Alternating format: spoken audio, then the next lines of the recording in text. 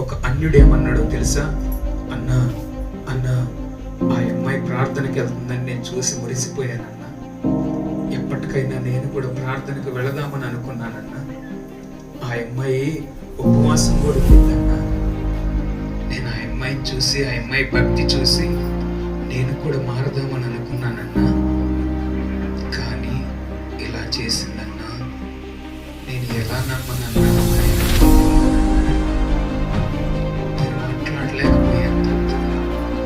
పేరుకు క్రైస్తవులే, పేరుకి నామకార్థ క్రైస్తవులే మందిరానికి వస్తారు, వాక్యాలు వింటారు, బైబిల్ చదువుతారు, పాటలు పాడతారు, పైకి భక్తి పరుల్లా కనిపిస్తారు, కానీ దేవుడి యొక్క భక్తి లేదు.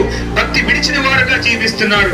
ఇట్ట వారిని బట్టే కదా ప్రభు యొక్క నామము అపహాస్యం అవుతుంది. ఇట్ట వారిని బట్టే కదా దేవుడు నామాన్ని మీరు దూషిస్తున్నారు.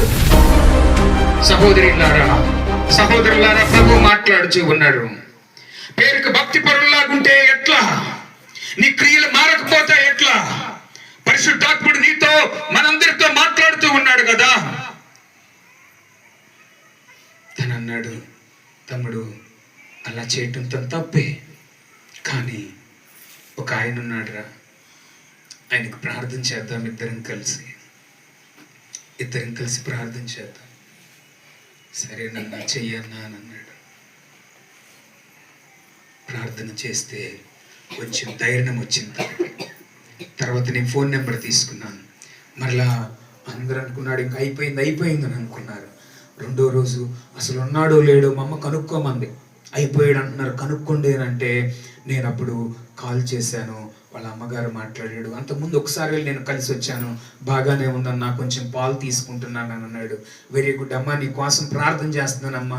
దేవుడు నిన్ను విడిచిపెట్టాడమ్మా, దేవుడు నిన్ను లేపుతాడమ్మా, దేవుడు నీకు మంచి ఆరోగ్యాన్ని ఇస్తాడమ్మా, నిన్ను వాడుకుంటాడమ్మా. ఆ అమ్మాయి గురించి వదిలేసేసేయి. ఆ అమ్మాయి పాపం ఆ అమ్మాయినే తింటది, కానీ నేను చెప్పే ఆయన ఉన్నాడు చూసా.